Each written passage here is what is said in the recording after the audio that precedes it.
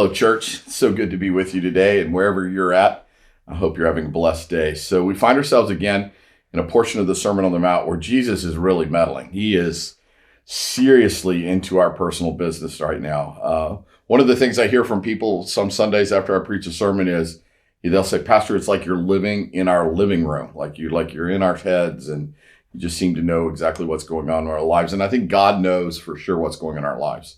So we see part B in the Sermon on the Mount. So last week, Jesus talked about adultery, the consequences of it, the moratorium that dates all the way back to Deuteronomy and to the Exodus account. So here's where we find ourselves in part B as Jesus talks about divorce. So let me share this with you. Chapter 5, verses 31 and 32. Jesus says, "It has been said, anyone who divorces his wife must give her a certificate of divorce." Pause right there. So God had made a provision all along for divorce through the Deuteronomic law. There was a provision for divorce. Then Jesus counters it and says, but I tell you that anyone who divorces his wife except for sexual immorality makes her the victim of adultery, and anyone who marries a divorced woman commits adultery." So this is really complicated teaching that has been abused and misappropriated throughout history. So part of what we need to understand is that in the Jewish culture in that day, really in the culture in general, not just the Hebrew culture, divorce was prevalent. It had become really, really simple to get a divorce. All you had to do was speak a phrase or to get the priest to bless it. Divorce was happening right and left. And so Jesus is trying to slow the momentum of that by expressing the consequences. And it's no mistake that it comes on the heels of adultery and why he speaks about it. So Jesus' concern is that when divorce happened, it left women and children incredibly vulnerable in culture because they had no social status. They had no place. Who was going to take care of them? Who was going to care for them? Who was going to provide for them? So children and women become incredibly vulnerable post-divorce. And honestly, not a whole lot has changed.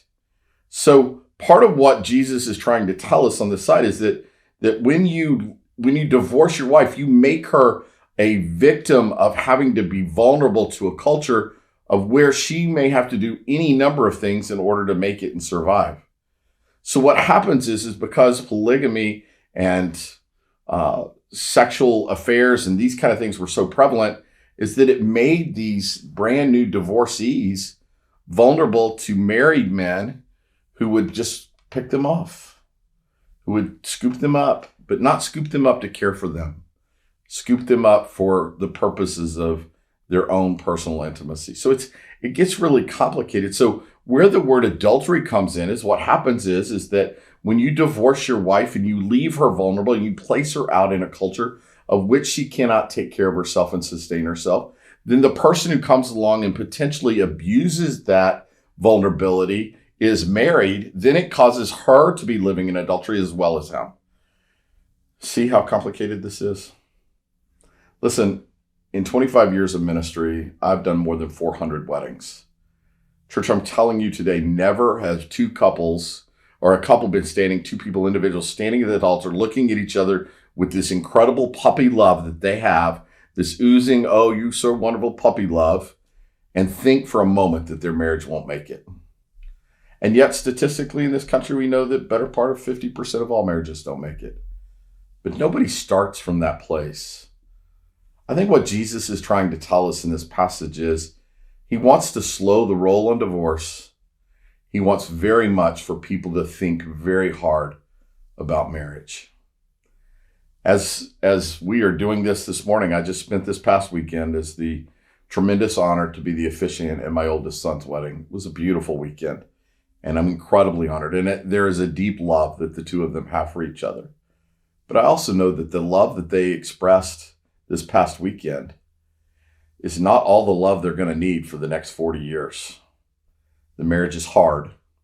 Marriage is challenging. And then you invite little sinners in it by having children. And all of a sudden, everything is magnified. Everything is more complicated. Jesus is saying, listen, the kind of love that makes a marriage work, the kind of love that helps prevent divorce is a persevering love, right? Let me say one more thing, church, as we wrap up this complicated subject.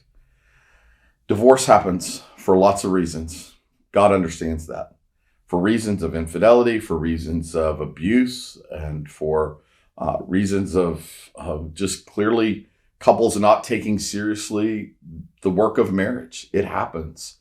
I can remember in my own life that my siblings and I really encouraged my mom to leave our dad way sooner than she did because it was a toxic relationship for her, and she was the victim of his meanness and his abuse. So there's a place for it. But I think what Jesus is trying to teach us is, listen, take your marriage seriously, because the consequences and the collateral damage is always great when you have to divorce. We all would like to believe that divorce just affects the husband and the wife. Well, I'm going to tell you, after 25 years of ministry, I know that's not true. It always affects the kids in some way. So, church, this is a serious, complicated issue that Jesus dives right into and says, listen, think long and hard about marriage. Have a persevering love like Jesus had for us that perseveres all the way to the cross. And always feel like you did your very best to make your marriage work. Again, not an easy subject.